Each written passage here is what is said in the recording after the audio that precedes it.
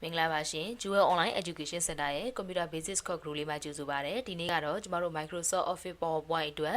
Chapter 5 video လေးဖြစ်ပါတယ်။အရှိက video မှာကျမက insert အောက်မှာရှိတဲ့ table function လေးနဲ့ပတ်သက်ပြီးတော့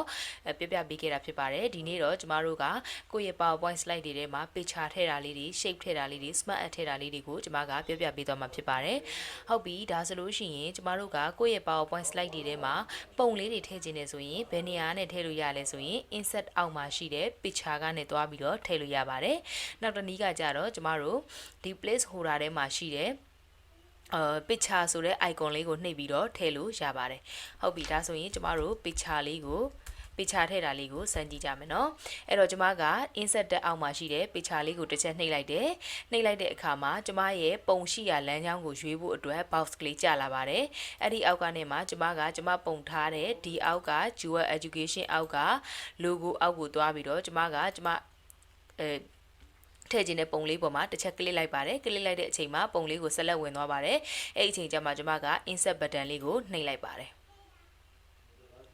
်ဒါဆိုရင်ကျမရဲ့ PowerPoint slide ထဲကိုကျမထည့်လိုက်တဲ့ပုံလေးကဝင်သွားတာပဲဖြစ်ပါတယ်။ဟုတ်ပြီဒါဆိုရင်ကျမတို့နောက်ထပ်နည်းလမ်းတစ်ခုနဲ့ထည့်ကြည့်မယ်။နောက်ထပ်နည်းလမ်းတစ်ခုကကြတော့ကျမတို့ဒီ place holder မှာရှိတဲ့ picture ဆိုတဲ့ icon လေးကိုထောက်လိုက်တယ်။ထောက်လိုက်ရင်လည်းစောစောက insert အောက်က picture ကိုထောက်တယ်လို့ပဲကျမတို့ဟာပုံရွေးဖို့အတွက်လမ်းကြောင်းသွားဖို့အတွက် box ကျလာတယ်။အဲ့ဒီမှာကိုပုံရှိတဲ့လမ်းကြောင်းအောက်ကိုသွားမယ်။လမ်းကြောင်းအောက်ကိုရောက်ပြီဆိုရင်ကိုရွေးချင်တဲ့ပုံပေါ်မှာတစ်ချက်ကလစ်လိုက်မယ်။ကလစ်လိုက်မှသာလျှင်အဲ့ပုံကိုရွေးချယ်တယ်ဆိုတဲ့ select ကလေးဝင်သွားမှာဖြစ်ပါတယ်။အဲ့ဒီအချိန်ကျမှကျမတို့က insert button လေးကိုနှိပ်လိုက်မယ်ဒါဆိုရင်ကျမတို့ရဲ့ slide ထဲမှာကိုထည့်လိုက်တဲ့ picture လေးဝင်သွားပြီဖြစ်ပါတယ် picture ဝင်သွားတာနဲ့တပြိုင်တည်းကျမတို့ကဘာတက်ပေါ်လာလဲဆိုရင် format ဆိုတဲ့ tag ကလေးပေါ်လာပါတယ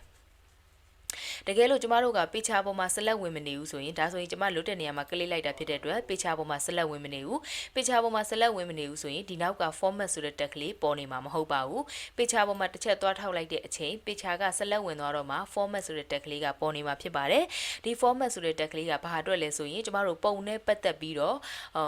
modify လုပ်ချင်တဲ့အခါပြုပြင်မွမ်းမံခြင်းတဲ့အခါမှာအလုပ်လုပ်ဖို့အတွက် function လေးတွေထည့်ပေးထားခြင်းဖြစ်ပါတယ်ဟုတ်ပြီဒါဆိုလို့ရှိရင်ဒီ format အောက်က function လေးတွေကိုကျမတို့တစ်ချက်လေ့လာကြည့်ရအောင်ပထမဦးဆုံး correction ဆိုတာကဘာလဲဆိုရင်ကျမတို့ဒီပုံရဲ့အလင်းအမှောင်လေးတွေကိုချိန်ရတာဖြစ်ပါတယ်အယောင်အနုရင်အလင်းအမှောင်လေးတွေကိုကိုယ်စိတ်ကြိုက်ဒီနေရာနဲ့တွားပြီးတော့ချိန်လို့ရပါတယ်ပုံပြင်တဲ့ software လိုမျိုးအရင်စုံလင်တာမျိုးတော့မဟုတ်ပေမဲ့ကျမတို့ကဒီမှာတင့်တဲ့အနေအထားတစ်ခုရောက်အောင်ပြင်ဖို့အတွက် function လေးတွေတော့ပါပါတယ် correction ကအလင်းအမှောင်ပုံရဲ့ကြည်တာပေါ့နော်ဝါးတာလေးကိုချိန်တာဖြစ်ပါတယ်နောက်တစ်ခုကကြတော့ color အောက်မှာကြတော့ကျမတို့ကဒီပုံရဲ့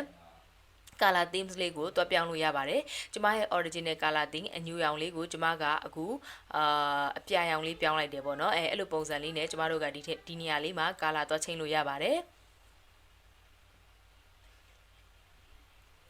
်ဟုတ်ပြီဒါဆိုလို့ရှိရင်နောက်တစ်ခုကကြတော့ကျမတို့ကဒီနောက်ဆုံးမှာရှိတဲ့ side group ပေါ့နော် side groups ကကြတော့ပုံရဲ့အလျားအနံကိုကျမတို့ကအတိုးအလျှော့လုပ်ခြင်းဖြစ်ပါတယ်အခုဆိုရင် height က 4.76 inches ရှိတယ် width က 4.76 inches ရှိတယ်ဒါကိုကျမတို့ကဒီနေရာနဲ့ပြီးတော့အမြင့်တွေကိုအတိုးအလျှော့လုပ်လို့ရတယ်အောက်ကwidthအကျယ်တွေကိုအတိုးအလျှော့လုပ်လို့ရပါတယ်ဟုတ်ပြီဒါဆိုလို့ရှိရင်ကျမတို့ကဒီနေရာကနဲ့ကဏ္ဍတွေကိုသွားမချိန်ဘူး mouse ကနဲ့လှုပ်ချင်နေဆိုရင်ဘယ်လိုလုပ်ကလဲဆိုတော့ကျမတို့ကဒီထောင်လေးပေါ့နော်ပုံကိုဆက်လက်ဝင်နေတဲ့အချိန်မှာထောင်လေးခုမှာအဆက်ကလေး40ရှိပါတယ်အဲ့ဒီအဆက်ကလေး40ကကြိုက်တဲ့နေရာတစ်ခုမှာကျမတို့ mouse pointer လေးကိုချလိုက်ပါချလိုက်တဲ့အချိန်မှာဟိုဘက်ဒီဘက်မြားထိုးတဲ့ပုံစံလေးနဲ့တန်ကြတာလေးပေါ်လာပါလိမ့်မယ်အဲ့ဒီအချိန်မှာကျမတို့က mouse ကနေပြီးတော့လက်ညှိုးလေးကိုဖိပြီးတော့ကိုကချဲ့ကျင်နေဆိုရင်အပြင်ကိုဆွဲပါချုပ်ကျင်နေဆိုရင်အတွင်းကိုဆွဲပါဒီလိုပုံစံမျိုးနဲ့ကျမတို့ရဲ့ပုံလေးတွေကိုအကျဉ်းအကျယ်လုပ်လို့ရတယ်လို့ size ဆိုတဲ့နေရာလေးကနေပြီးတော့ကဏ္ဍလေးတွေကိုတွားချိန်ပြီးတော့လည်းအကျဉ်းအကျယ်လုပ်လို့ရပါတယ်ဟုတ်ပြီနောက်တစ်ခုကကြတော့ကျမတို့ဒီနေရာလေး picture style ဆိုတဲ့နေရာလေး picture style ဆိုတဲ့နေရာလေးကကြတော့ဗာလဲဆိုရင်ကျမတို့ရဲ့ပုံလေးတွေကိုframe လေးတွေထည့်ခြင်းတဲ့အခါမှာကျမတို့က picture style ကနေတွားကြွေးလို့ရပါတယ်အခုဆိုရင်ဒါကကျမရဲ့ပုံလေးကို frame လေးထည့်လိုက်တာပေါ့နော်4000 frame လေးထည့်လိုက်ခြင်းဖြစ်ပါတယ်ကိုက frame လေးအသုံးပြုခြင်းနဲ့ဆိုရင်ဒီနေရာကနေတွားပြီးတော့ရွေးချယ်လို့ရပါတယ်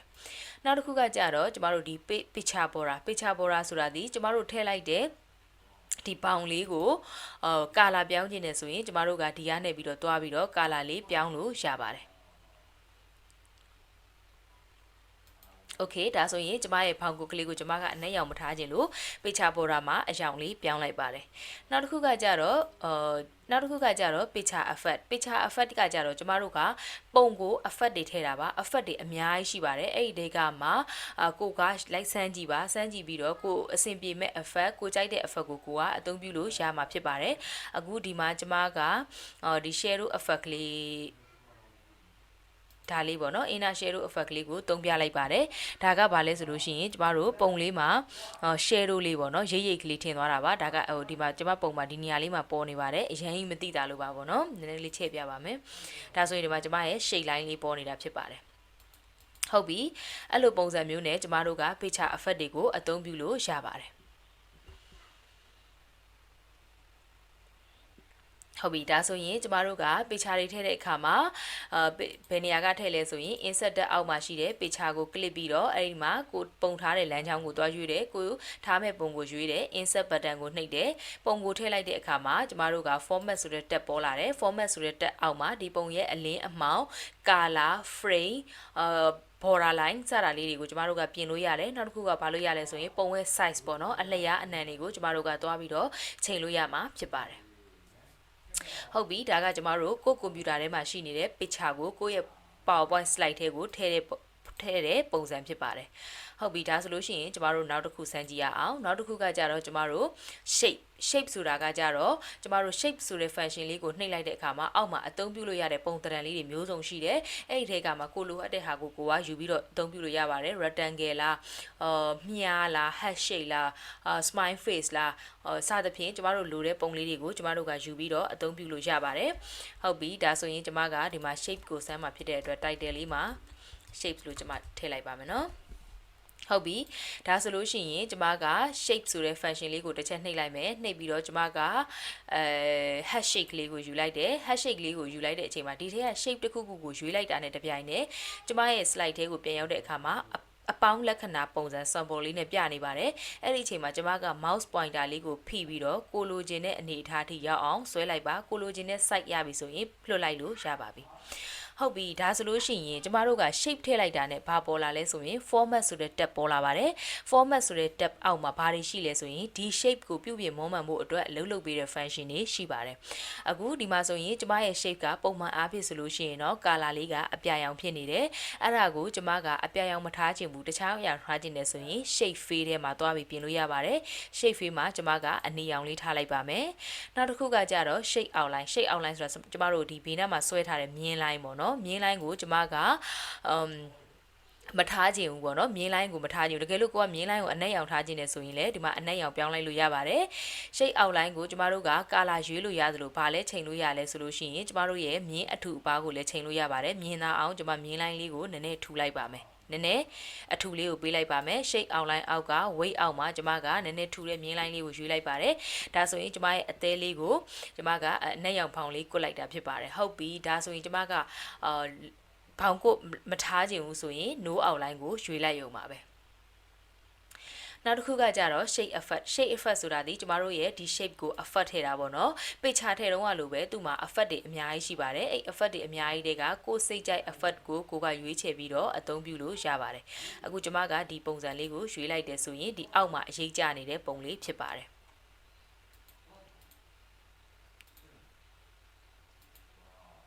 ဟုတ်ပြီနောက်တစ်ခုကကြတော့ကျမတို့ကဒီ shape ကအကျဉ်းအကျယ်ကိုစောစောကပုံပေချာထဲတုန်းကလိုပဲထောင်းဘက်မှာရှိတဲ့အလုံးလေးပေါ်မှာ mouse pointer လေးကိုတင်ပြီးတော့ mouse ကနေပြီးတော့ဖိဆွဲပြီးတော့အကျဉ်းအကျယ်လုပ်လို့ရတယ်လို့ဒီနေရာကနေတွားပြီးတော့လဲကျမတို့က site တွေကိုအကျဉ်းအကျယ်ချိန်လို့ရပါတယ်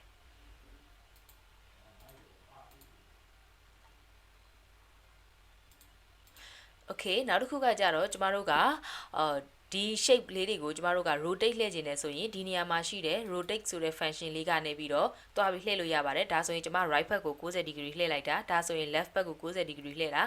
ဒါဆိုလို့ရှိရင်ကျမ flip vertical လုပ်လိုက်တာဒါဆိုရင် flip horizontal လုပ်လိုက်တာပေါ့နော်အဲ့လိုပုံစံမျိုးနဲ့ကျမတို့ကပုံလေးတွေကို rotate လှည့်လို့ရပါတယ်တကယ်လို့ကိုက mouse ကိုပိုင်နိုင်နေဆိုလို့ရှိရင်တော့ပုံကိုဆက်လက်ဝင်နေတဲ့အချိန်မှာအပေါ်မှာရှိတဲ့မြားအကွေးလေးပေါ်ကိုတွားပြီး mouse pointer လေးကိုတင်လိုက်ပါတင်လိုက်တယ်ဆိုရင်မြားအကွေးလေးပေါ်လာပါလိမ့်မယ်အဲ့အချိန်မှာ mouse ကနေလက်ညှိုးလေးကိုဖိပြီးတော့360 degree ကျမတို့စိတ်ကြိုက်လို့သလိုလှည့်လို့ရပါတယ် ဒါဆိုရင်ကျမကဒီလိုလေးအနေထားလေးထားလိုက်ခြင်းဖြစ်ပါတယ်โอเคဒါဆိုလို့ရှိရင်ဒီပုံစံမျိုးနဲ့ကျမတို့ကကိုယ့်ရဲ့slide တွေထဲမှာ shape လေးတွေကိုထည့်ပြီးတော့အသုံးပြုနိုင်မှာဖြစ်ပါတယ်။များသောအားဖြင့်တော့ကျမတို့ကဘယ်လို shape လေးတွေကိုအသုံးပြုကြလဲဆိုရင်မြားလေးတွေဒီလို4000 box ကလေးတွေကိုအသုံးပြုတာများပါတယ်။တခါတလေကြားလို့ရှိရင်လို့ smile face လေးတွေအသေးလေးတွေသုံးကျင်တဲ့အခါကျရင်လည်းကျမတို့က shape ထဲကနေဝင်ပြီးတော့ရွေးချယ်ပြီးတော့အသုံးပြုလို့ရပါတယ်။ဟုတ်ပြီကျမတို့ဒါဆိုရင်ပုံပေါ်မှာပြင်တဲ့ function လေးတွေကိုလည်းတည်သွားပြီပေါ့နော်ဒါဆိုရင်နောက်တစ်ခုကိုကျမတို့လေ့လာကြည့်ရအောင်နောက်တစ်ခုကကြတော့ကျမတို့ smart add function ဖြစ်ပါတယ်ဒါဆိုရင်ကျမနောက်ထပ် new slide လေးတစ်ခုခေါ်လိုက်ပါမယ် new slide လေးဒီတစ်ခေါက်ဆမ်းမှာကကျမတို့ smart add ဖြစ်ပါတယ် smart addဟုတ်ပြီဒါဆိုရင်ဒီ place holder မှာကျမက smart app ပုံလေးကိုထည့်ပါမယ် insert အောက်မှာရှိတဲ့ smart app ကိုကျမတစ်ချက်နှိပ်လိုက်ပါတယ် smart app ဆိုတာကကြတော့ကျမတို့လုပ်ငန်းခွင် project တွေမှာသို့မဟုတ်ကျောင်းသင်ခန်းစာတွေမှာကျမတို့ပေါ့တခုခု diagram နဲ့ရှင်းကျင်တဲ့ဟာမျိုးတွေဆိုလို့ရှိရင် smart app အောက်မှာရှိတဲ့ပုံလေးတွေကိုယူသုံးပါတယ်သူ့မှာlist ရှိတယ် process ရှိတယ် cycle ရှိတယ် hierarchy ရှိတယ်pyramid ရှိတယ် picture ရှိစသဖြင့်ပေါ့နော်အများကြီးရှိတယ်အဲ့ထိတ်ကမှကိုယ့်အတွက်အသုံးဝင်မဲ့ဟာကိုယူသုံးလို့ရပါတယ်အခုကျမကprocess ကလေးတစ်ခု process ထဲမှာရှိတယ်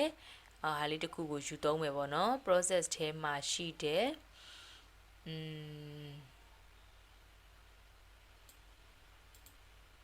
process ထဲမှာရှိတဲ့ဒီပုံလေးကိုကျမကယူသုံးမယ်ဆိုရင် process အောက်မှာရှိတဲ့ကျမသုံးချင်တဲ့ပုံလေးကိုရွေးလိုက်တယ်ပြီးလို့ရှိရင် okay ကိုနှိပ်လိုက်တယ်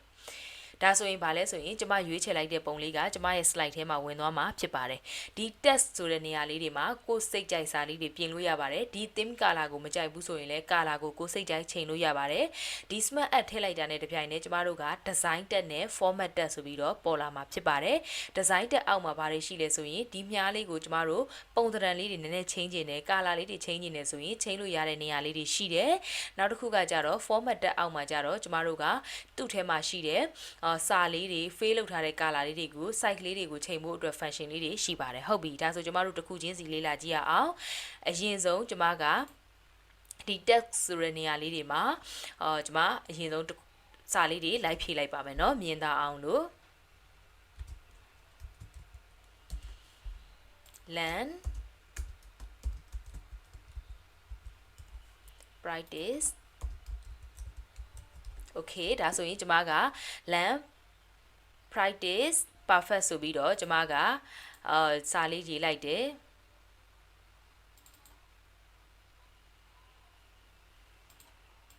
โอเคဒါဆိုလို့ရှိရင်ကျမကဟုတ်ပြီဒါဆိုရင်ကျမတို့ဒီ smart app ပေါ်မှာတစ်ချက်ထောက်ပြီးတော့ဘယ်အောက်ကိုလေ့လာမလဲဆိုရင် smart app ကိုထောက်လိုက်တဲ့အချိန်မှာပေါ်လာတဲ့ design tab နဲ့ format tab နှစ်ခုရှိတဲ့အထက်က design tab ကိုလေ့လာကြည့်ရအောင်ဒါဆိုရင် design tab ကိုတစ်ချက်နှိပ်လိုက်တယ်ဒါဆိုရင်ကျမတို့ကဒီအောက်မှာဘာလုပ်လို့ရလဲဆိုရင်အခုကိုကဆက်စာချင်းတုန်းကတော့ဒီပုံကိုယူလိုက်တယ်ဒါပေမဲ့ဒီပုံကိုမသုံးချင်တော့ဘူးဆိုဘာလုပ်လို့ရလဲဆိုရင်ဒီနေရာမှာသွားပြီးတော့ပုံပြောင်းလိုက်လို့ရပါတယ်โอเคဒီမှာတော့ကျွန်မမပြောင်းတော့ဘူးဒီပုံကိုပဲထားလိုက်မယ်ဟုတ်ပြီဒါဆိုရင်ဒီဘက်ကဟာကြတော့ဗာလဲဆိုရင် style မှာ style လက်တလုံးမှာဖြစ်နေတာကတော့ဒီပုံအဲ့ဒီ style လေးတွေကိုကျမတို့ကအနည်းငယ်ချင်းကျင်တယ်ဘလို့ပုံစံလေးချင်းကျင်လဲချင်းကျင်တဲ့ပုံစံလေးကိုဒီနေရာမှာသွားပြီးတော့ကျမတို့ကပြောင်းလဲလို့ရပါတယ်โอเคဒါဆိုကျွန်မဒီပုံစံလေးချိန်လိုက်မယ်ဟုတ်ပြီနောက်တစ်ခုကကြတော့ chain color ဆိုတာအခုအချိန်မှာတော့သူကအပြာရောင် base ပေါ့နော်အပြာရောင်ကိုအခြေခံထားတဲ့အရောင်ဖြစ်တယ်အဲ့ဒါကိုကျွန်မက color change နေဆိုရင် chain color ကိုတစ်ချက်နှိပ်လိုက်မယ် chain color အောက်မှာကျွန်မစိတ်ကြိုက်color theme လေးကိုပြင်ဆင်လို့ရမှာဖြစ်ပါတယ်โอเคဒါဆိုကျွန်မဒီ theme လေးကိုပြင်ဆင်လိုက်တယ်ဟုတ်ပြီဒါကကျမတို့ design tab အောက်မှာအလုပ်လုပ်လို့ရတဲ့ function တွေဖြစ်ပါတယ်ဒါဆိုရင်ကျမတို့ format tab အောက်ကိုကြည့်မယ် format tab အောက်ကိုတစ်ချက်ကလစ်လိုက်မယ် format tab အောက်မှာဘာရှိလဲဆိုရင်အရှိက shape တွေ picture တွေထည့်တော့လို့ပါပဲကျမတို့ shape face ရှိမယ် shape outline ရှိမယ် shape effect ရှိမယ်နောက်ပြီးတော့ဒီ site ကိုသွားပြီးတော့အကျဉ်းအကျယ်လုပ်လို့ရတဲ့ဟာရှိမယ် rotate ရှိမယ်စသဖြင့် function လေးတွေပါဝင်ပါတယ်ဟုတ်ပြီဒါဆိုရင်ကျမတို့ကတစ်ခုချင်းစီကိုစိတ်ကြိုက် fade color fade လိုက်လုပ်ချင်တယ်ဆိုရင်အခုဒီနောက်ဆုံးကအပြာရောင်ကိုကျမကအရောင်ပြောင်းခြင်းလဲဆိုရင်ဒီအပြာရောင် box ပေါ်မှာဆက်လက်ထောက်လိုက်တယ်ပြီးရင် shape fade ကိုသွားတယ် shape fade မှာကျမကအပြာအနုရောင်လေးကိုပြောင်းလိုက်တယ်โอเคနောက်ပြီးတော့ဒီမြားလေးကိုကျမက color change နေဆိုရင်ဒီမြားလေးပေါ်မှာတစ်ချက်ထောက်လိုက်တယ်ပြီးရင် shape fade ကိုသွားတယ် shape fade တွေကမှကျမလိုချင်တဲ့ color လေးတစ်ခုကိုချိန်လိုက်တယ်ပေါ့နော်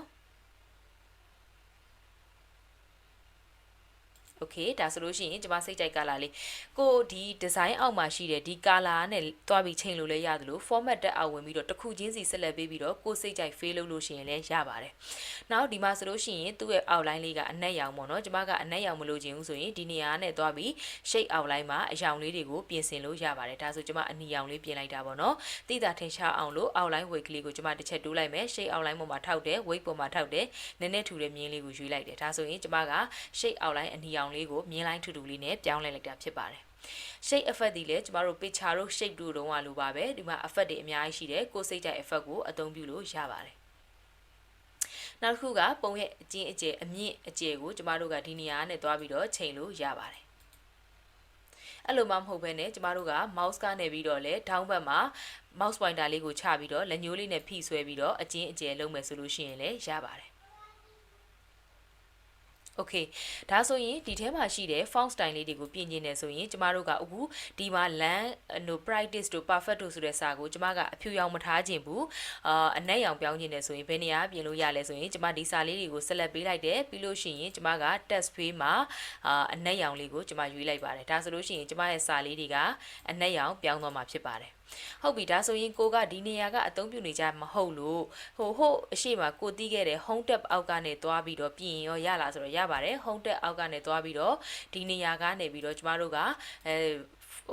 font color လေးတွေကိုချိန်မဲ့ဆိုရင်လည်းရပါတယ်အဲ့လိုမှမဟုတ်ဘဲနဲ့ format တက်အောက်က text page ကနေသွားပြီးတော့ချိန်မဲ့ဆိုရင်လည်းရပါတယ်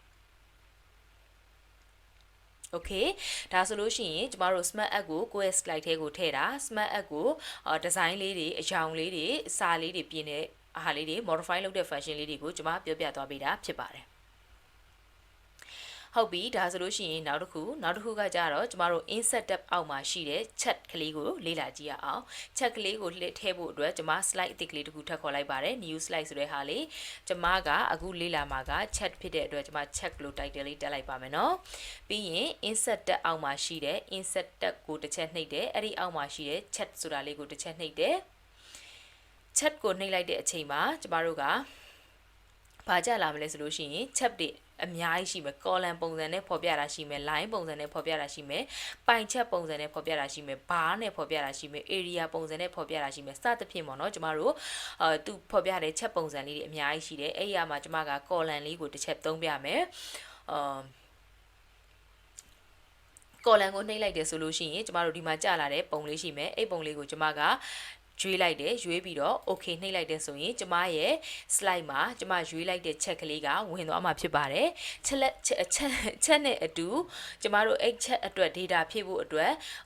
Excel file လေးလည်းကြာလာမှာဖြစ်ပါတယ်ဟုတ်ပြီဒါဆိုရင်ကျမတို့ကအခုကျမတို့ဒီ column မှာရေးထားတဲ့ category 1 category 2 category 3 category 4ဒီချက်ရဲ့ဒီနေရာလေးမှာပေါ်နေတာဖြစ်ပါတယ်series 1 series 2 series 3ဒီကျမတို့ဒီအောက်မှာအရောင်လေးနဲ့ဖော်ပြပေးနေတဲ့ဟာဖြစ်ပါတယ် series 1ဆိုတာဒီအပြာရောင်လေး series 2ကလိမ္မော်ရောင်လေး series 3ကဒီခရမ်းနူရောင်လေးကိုညွှန်ပြနေတာဖြစ်ပါတယ်ဟုတ်ပြီဒါဆိုရင်ကျမတို့ကဒီ category တွေနေရာမှာကိုကပါထားခြင်းတာလဲဟုတ်ပြီဒါဆိုရင်ကျမကcategory တွေနေရာမှာလတွေပေါ့နော်လတွေထားခြင်းနဲ့ June July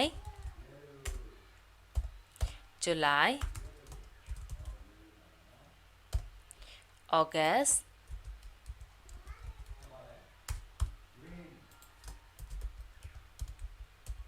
September ဆိုပြီးတော့ကျွန်မဖြည့်လိုက်တယ်ဆိုရင်ဒီ category တွေနေရာမှာဘာဖြစ်သွားလဲဆိုရင်ကျွန်မဖြည့်လိုက်တယ် June July August September ဆိုတဲ့ data လေးကဝင်သွားမှာဖြစ်ပါတယ်ဟုတ်ပြီဒါဆိုလို့ရှိရင်ကျမတို့ကဒီ series 1 series 2 series 3လို့မထားချင်ဘူးဘယ်လိုထားချင်လဲဆိုရင်ကျမကwhat basis what PowerPoint လို့ထားချင်တယ်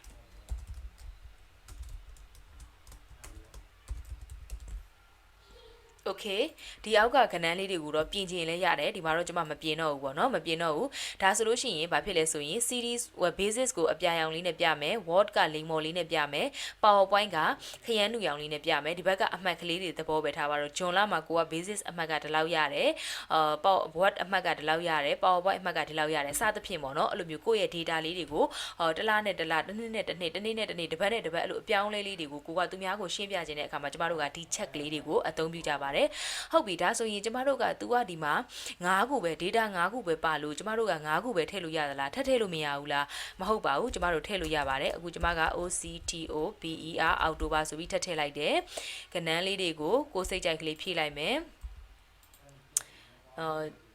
3ဆိုပြီးတော့ကျွန်မဖြည့်လိုက်တယ်ဒါဆိုရင်ဒီမှာအောက်တိုဘာဆိုပြီးတော့ချက်ကလေးထပ်ပေါ်လာမှာဖြည့်ပါတယ်ကိုဖြည့်လိုက်တဲ့ data အတိုင်းအတူအရှိလေးတွေကိုသူကပြောပြီးလုပ်ပြီးသွားမှာဖြစ်ပါတယ်ဟုတ်ပြီကျမတို့မလိုချင်ဘူးဆိုလို့ရှိရင်လည်းကျမတို့ဆက်လက်ပေးပြီးတော့ဒီအောက်တိုဘာကိုကျမတို့ပြန်ဖြည့်မယ်ဆိုရင်အောက်တိုဘာကိုဆက်လက်ပေးပြီးတော့ delete နှိပ်လိုက်အောင်ပါပဲ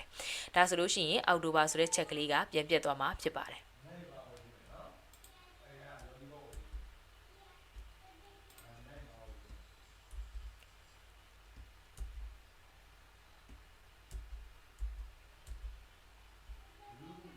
โอเคဒါဆိုရင်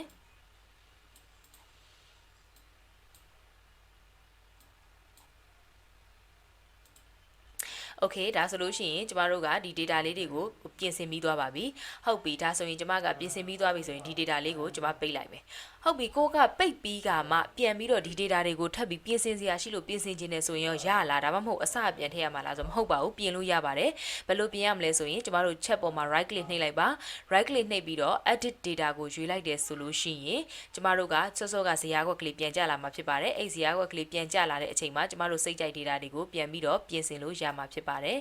အခုဒီမှာကျမက